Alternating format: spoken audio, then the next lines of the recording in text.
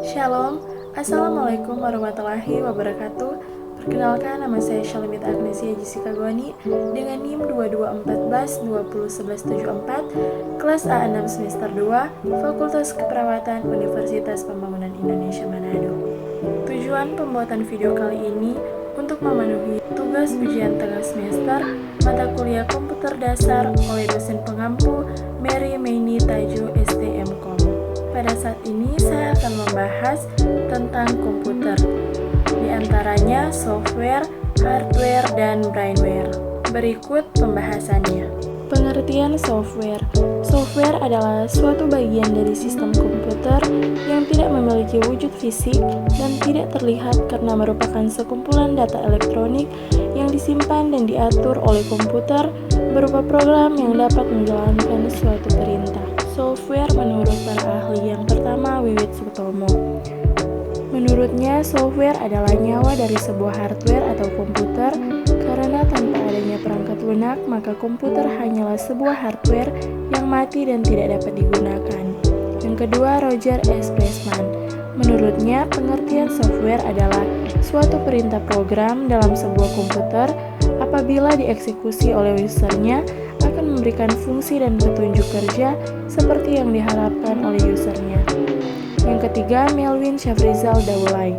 Menurutnya, pengertian software adalah suatu perangkat yang berfungsi sebagai pengatur aktivitas kerja komputer dan seluruh instruksi yang mengarah pada sistem komputer dan menjembatani interaksi antara user dengan komputer. Keempat, Imam Prayogo Pujono. Menurutnya, pengertian perangkat lunak adalah suatu program dalam komputer yang dirancang sedemikian rupa yang jika dijalankan akan memberikan perintah ke komputer, hardware, dan software lain dalam rangka menyelesaikan sebuah tugas, pekerjaan, dan juga tuntutan tertentu seperti yang diharapkan user. Software dan beberapa fungsinya. Pada dasarnya, fungsi utama software adalah untuk membuat sebuah komputer dapat menjalankan perintah dari user. Mengacu pada pengertian software yang dijelaskan di atas, adapun beberapa fungsi software adalah: pertama, menyediakan fungsi dasar dari sebuah komputer sehingga dapat dioperasikan, misalnya ketersediaan sistem operasi dan sistem pendukung pada komputer. Yang kedua, mengatur setiap hardware yang ada pada komputer sehingga dapat bekerja secara simultan. Ketiga, menjadi penghubung antara beberapa perangkat lunak lainnya dengan hardware yang ada pada komputer. Yang keempat, perangkat lunak juga berfungsi sebagai penerjemah suatu perintah software lainnya ke dalam bahasa mesin sehingga dapat dimengerti oleh hardware. Yang kelima, software juga dapat mengidentifikasi suatu program yang ada pada sebuah komputer. Klasifikasi software. Software berdasarkan jenisnya. Yang pertama, operating system, yaitu perangkat lunak yang berfungsi untuk mengelola dan mengkoordinasikan setiap komponen dan fungsi komputer. Contohnya Windows. Yang kedua, programming language, yaitu perangkat lunak yang berfungsi sebagai pemberi instruksi standar yang melibatkan sintak dan semantik yang dipakai untuk mendefinisikan suatu program aplikasi komputer, contohnya PHP dan Java. Yang ketiga, application program, yaitu perangkat lunak yang memiliki fungsi tertentu, misalnya software untuk presentasi, software akuntansi, dan lain sebagainya. Contohnya Microsoft Office Word. Selanjutnya, software berdasarkan distribusinya. Yang pertama, freeware, yaitu perangkat lunak yang dapat dimiliki dan digunakan secara gratis tanpa batas waktu tertentu. Biasanya perangkat lunak jenis ini memiliki fitur yang kurang lengkap dan tidak maksimal. Yang kedua, adware, yaitu software yang bisa didapatkan dan digunakan secara gratis, namun dengan kompensasi adanya iklan yang muncul di komputer user.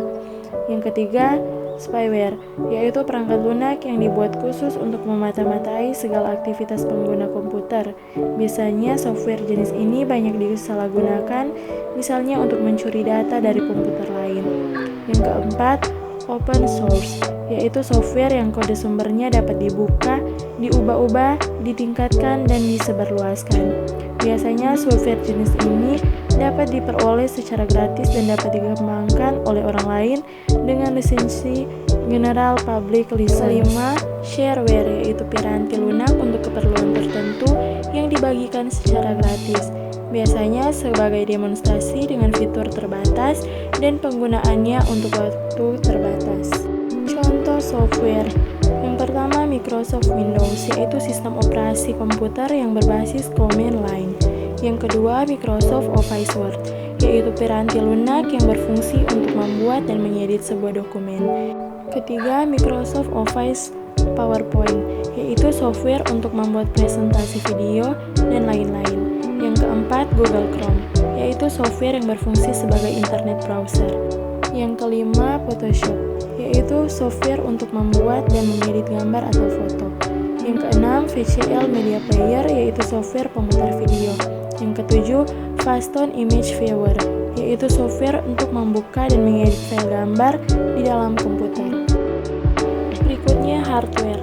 Hardware adalah segala piranti atau komponen dari sebuah komputer yang sifatnya bisa dilihat secara kasat mata dan bisa diraba secara langsung. Dengan kata lain, hardware merupakan komponen yang memiliki bentuk nyata.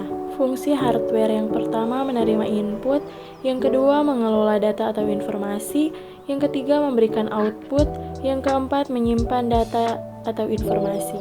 Jenis-jenis hardware berdasarkan fungsinya. Yang pertama, perangkat masukan. Perangkat masukan adalah hardware atau perangkat keras yang berfungsi untuk memasukkan data atau informasi ke komputer. Contohnya keyboard dan mouse. Yang kedua, perangkat pemrosesan. Perangkat ini merupakan perangkat komputer yang berfungsi untuk mengelola atau memproses berbagai data dan informasi yang dimasukkan ke dalam komputer. Contohnya Central Processing Unit. Ketiga, perangkat keluaran. Perangkat keluaran dalam komputer berfungsi untuk menampung dan menghasilkan data-data di dalam komputer yang kemudian dikeluarkan melalui perangkat lain yang terhubung ke komputer. Contohnya monitor komputer, proyektor, printer, dan lain-lain. Keempat, perangkat penyimpanan. Perangkat penyimpanan adalah hardware yang dapat menyimpan informasi dalam data, baik perangkat di dalam komputer maupun di luar komputer. Salah satu contohnya storage unit adalah hard disk. Yang kelima, perangkat tambahan. Perangkat tambahan merupakan hardware yang berfungsi membantu komputer dalam menjalankan perintah dan pengguna. Modem adalah salah satu contoh perangkat tambahan pada komputer yang berfungsi menghubungkan perangkat komputer dengan jaringan internet. Berikutnya, brainware. Brainware adalah orang yang menggunakan atau mengoperasikan sebuah perangkat komputer. Sedangkan beberapa contoh brainware adalah programmer, netter, dan para pengguna komputer lainnya. Brainware sering juga disebut sebagai perangkat intelektual yang memakai dan menjelajahi kemampuan software ataupun hardware. Pengguna komputer bisa disebut dengan user. Mereka dibagi menjadi beberapa macam. Yang pertama, programmer. Orang yang punya kemampuan dalam bahasa pemrograman sering berperan sebagai membuat program yang diperlukan pada sistem komputerisasi. Yang kedua, administrator. Orang yang bertugas mengelola sebuah sistem operasi dan program yang digunakan pada komputer atau jaringan komputer. Yang ketiga, operator. Orang yang menjalankan sistem operasi dan program dalam perangkat komputer, misalnya merawat sistem operasi komputer, menyiapkan data untuk diakses, dan lain-lain. Demikianlah yang dapat saya bahas, kiranya dapat dimengerti dan boleh bermanfaat untuk kita semua. Sebelum video ini diakhiri, saya mengajak kepada teman-teman semua yang ingin melanjutkan pendidikan di perguruan tinggi untuk dapat bergabung bersama dengan kami di Universitas Pembangunan Indonesia. Universitas Pembangunan Indonesia sudah terakreditasi baik dan terdapat 6 fakultas di dalamnya: Fakultas Teknik, Fakultas Hukum, Fakultas Sastra, Fakultas Pertanian, Fakultas Ilmu Sosial dan Ilmu Politik, dan Fakultas Keperawatan. Untuk info lebih lanjut bisa dilihat pada poster di atas atau link di bawah ini. Terima kasih. Shalom. Assalamualaikum warahmatullahi wabarakatuh.